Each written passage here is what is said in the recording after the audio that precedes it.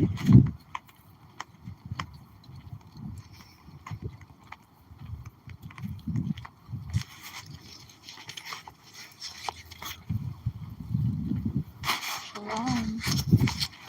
Just wanted you guys to know that I'm here and I'm walking.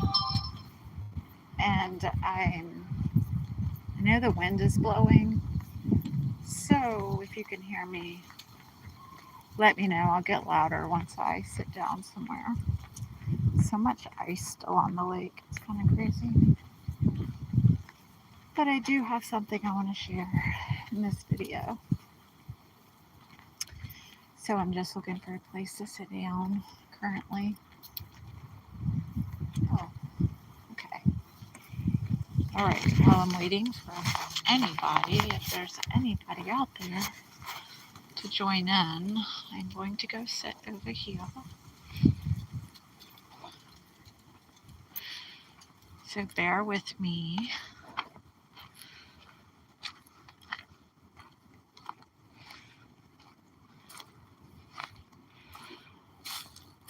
I don't know if the sun's going to be too bright there. Might be. I might have to go over here. Shalom. Oh, hi. Shalom. Welcome. I promise this is not the whole video of me walking around. I'm just looking for a place where the wind is not going to be so loud because I forgot my microphone. So hang on just a second.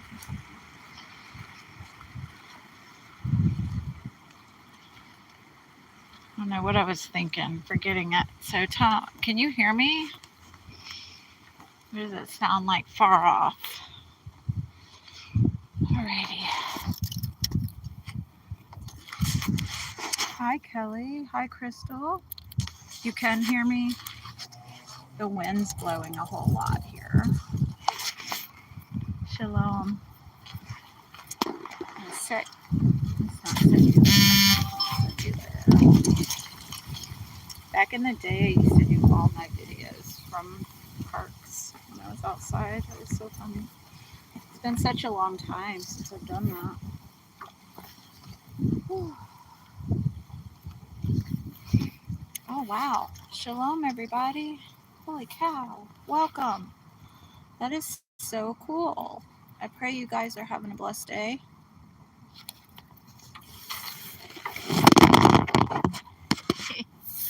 But maybe I'll get better at this one day. I'm going to sit here.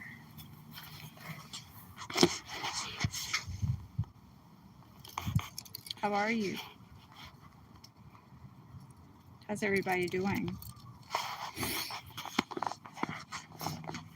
I pray you're hanging in there, as I believe many of us are in testing fields right now.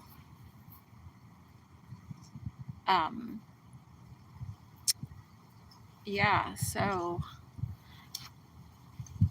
I have plans on what to share with you guys, because it's been such a long time since I've done videos, but I think it's going to be really good. I think it's going to be really awesome. So, hang on just one second.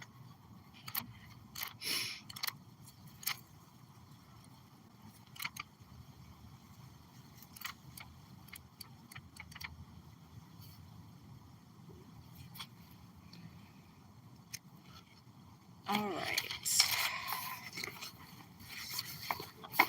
Okay.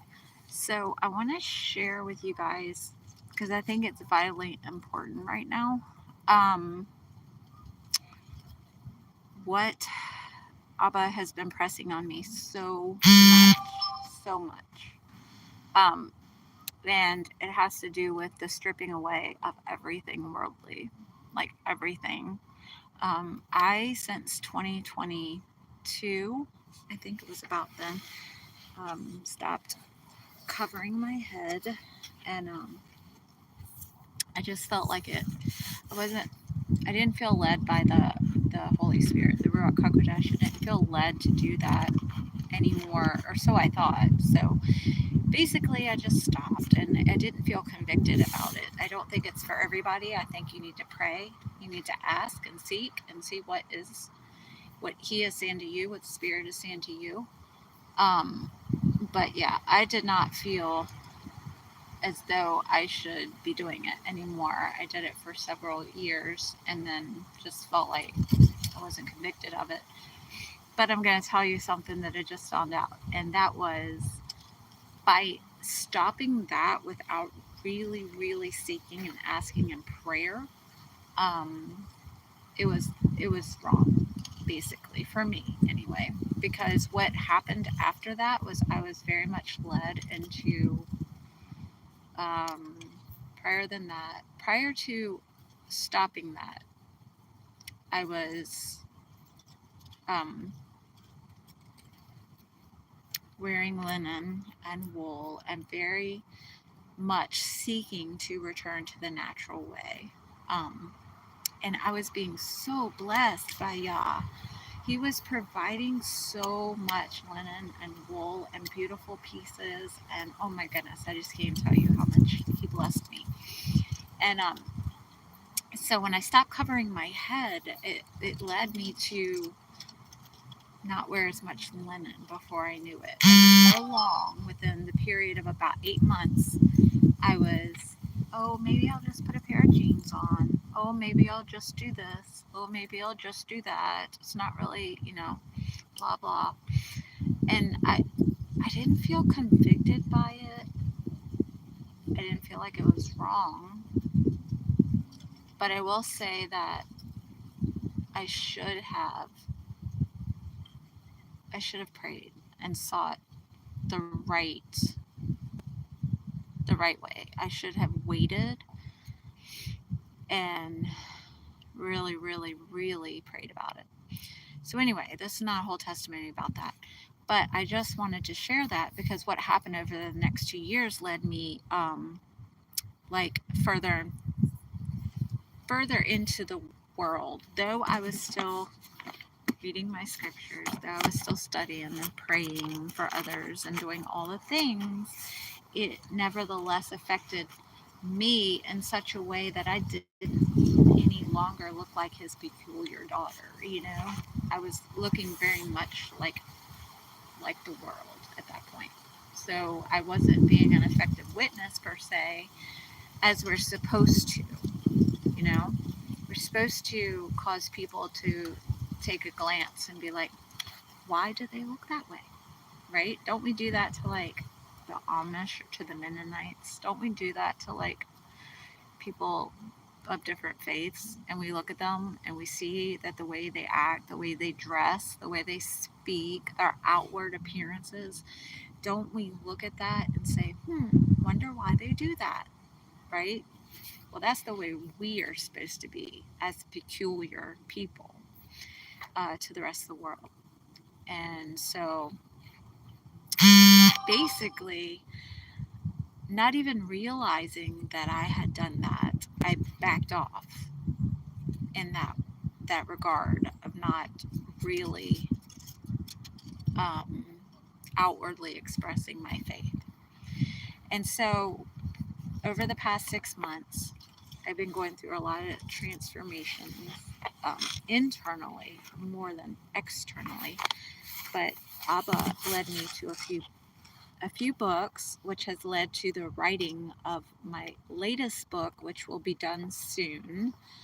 Um, and this book is the one I'm writing currently. Is I wrote another book and published it last year, which was just kind of a continuation of my first book, which is navigating life in these end of days, and how to do that, how we are to do that, right? So that book is on Amazon, and it's more of an overview and a lot of truth in there, a lot of Bible study in it, and so forth. But this one that I'm currently writing is more about um, it's more about looking back to go forward. And I did a series on my blog, which is it's saltlightgypsy.wordpress.com. I think That's how you do it. But the description will be in the links below after this video. But a 4-part series on looking back to go forward. And that's where this book kind of was birthed.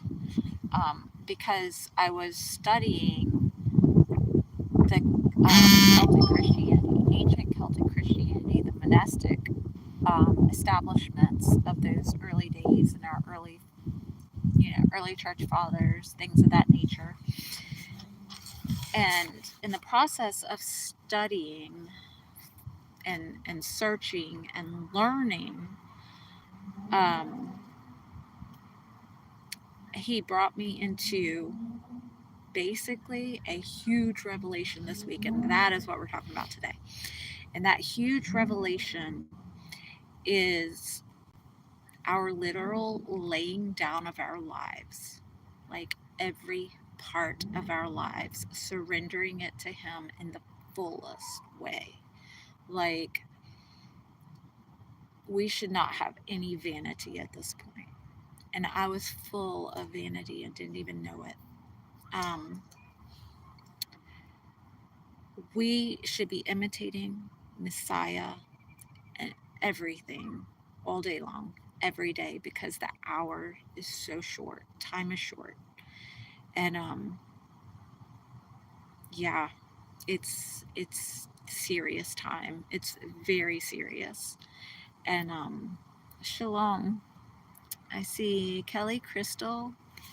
I can't see you. Sorry, Dante. I think. Shalom and welcome. So anyway, I'm talking about abandoning self. That is the greatest hurdle to overcome, is yourself. I know that because I have to overcome myself. And until we do that, I don't think Messiah will be revealed until all of us do it. I think that's the biggest key, right? So I wanted to read to you all just a little teeny bit about this, from this book. Sorry, not about this book. From this book that really woke me up to something in America. And I'm mostly talking about America if you're from another nation, but you can glean from this as well.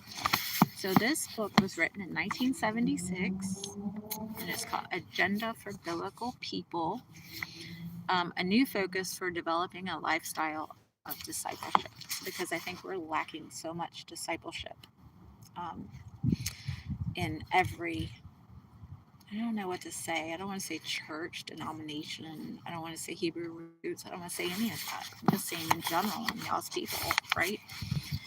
So, chapter 3 is really interesting. All right, I'm going to hang on until the wind stops because it comes and it goes.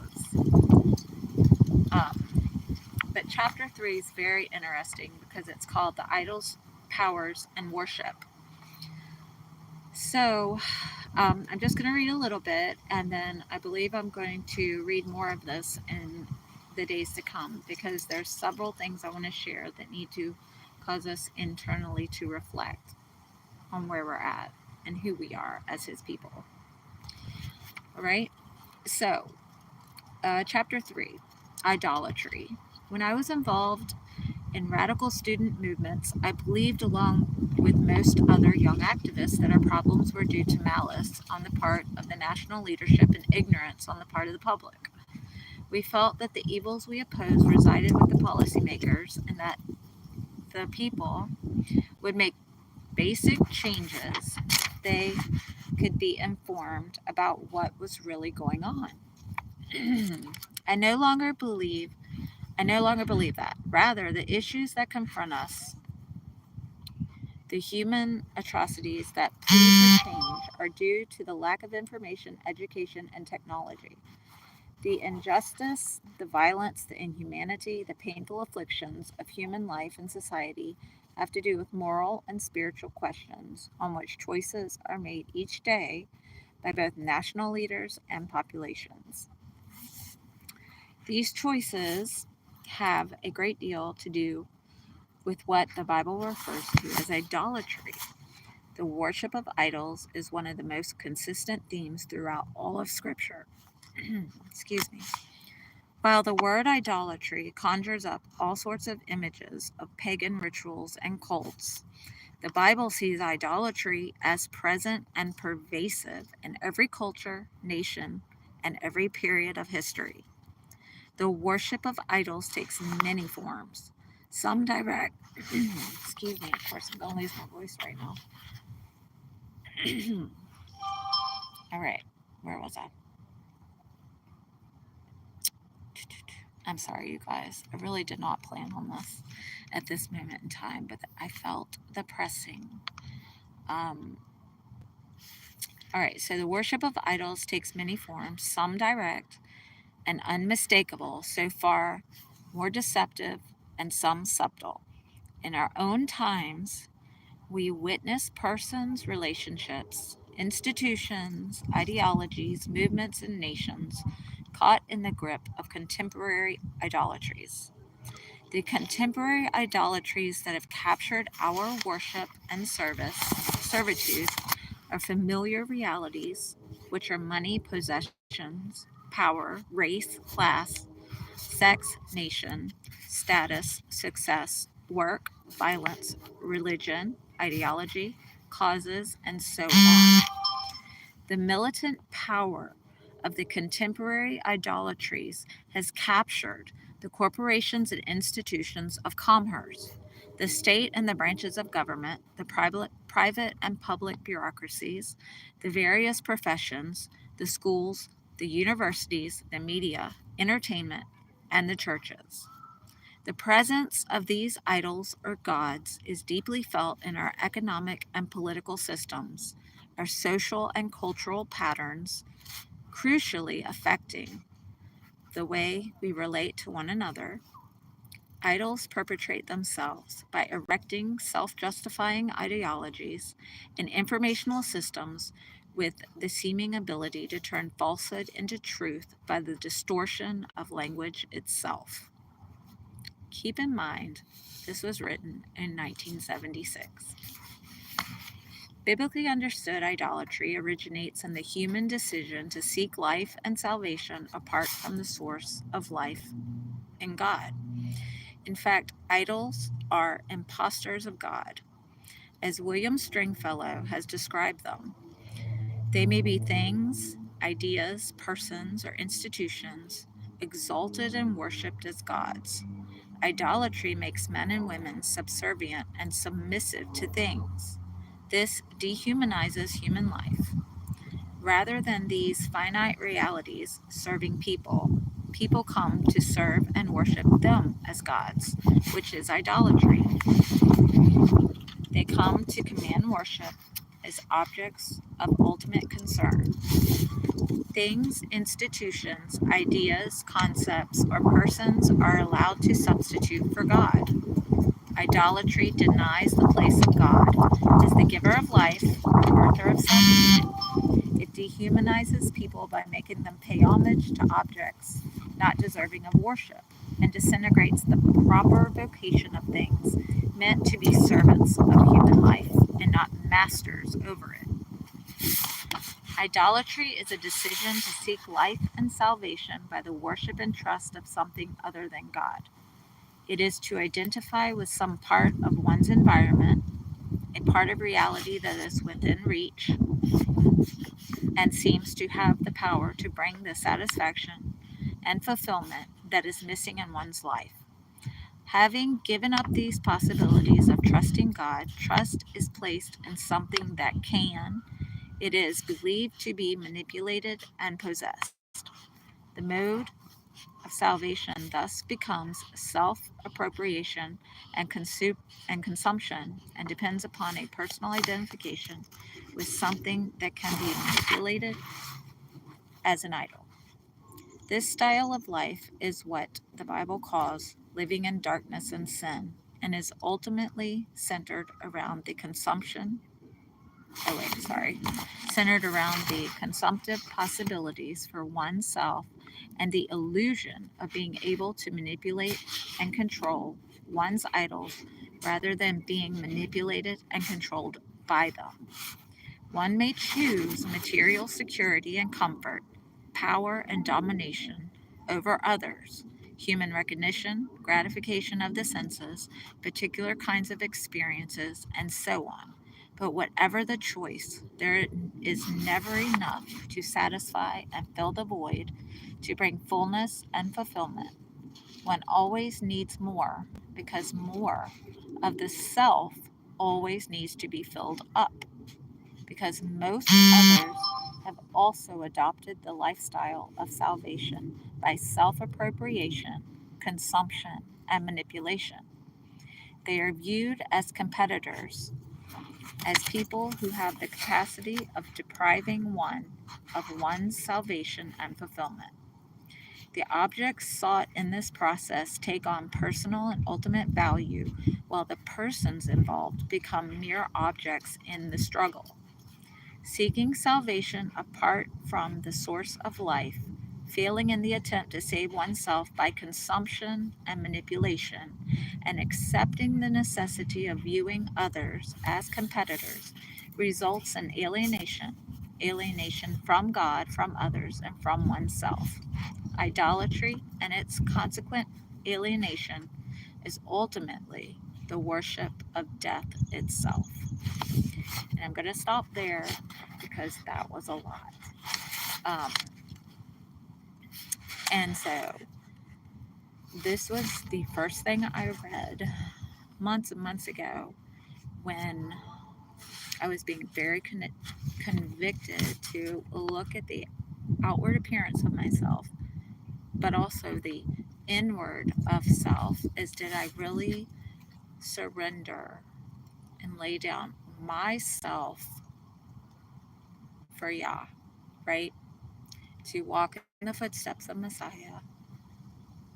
Is that evident? Am I the light in the darkness every day around everyone? And the answer was no, I was not. I am not. I still struggle, right? We all do.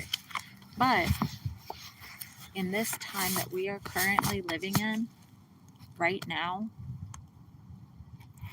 this is who we have to defeat, and it is self. We have to defeat and overcome ourselves, but the only way to do it is through Him, right? Who saved us. So, next time I'm going to talk more about America's fall, distorted institutions, consumerism, and how all of it relates to overcoming ourself, overcoming consumer, like being people who have been consumers for generations to coming back to being people who are producers, and overcoming so that Messiah can be revealed in the end. Because I believe that, and I'll talk more about communities, house churches, and things of that as we move further into this, because there's a lot. There's a lot. And I think everyone will be very blessed as well as myself. So I thank you guys for listening, and I pray that you are holding fast and overcoming, and stay strong in your faith. Stay focused. Don't lose focus. Don't allow yourself to be too distracted. We need to be rooted right now very strongly, because it's serious times. It is very serious. And yeah, so I think that's all. And I will see you guys in the next one. Shalom.